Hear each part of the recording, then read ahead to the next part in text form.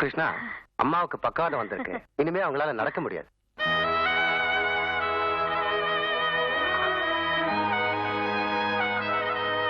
பாம்பேல நீ வேலை செய்யற கம்பெனி அட்ரஸ் கொடுத்தாங்க.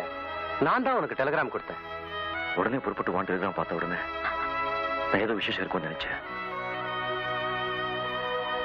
ஆனா அம்மாவுக்கு எப்படி நான் எதிர்பார்க்கல. கிருஷ்ணா, கொஞ்சம் இப்படி வாங்க.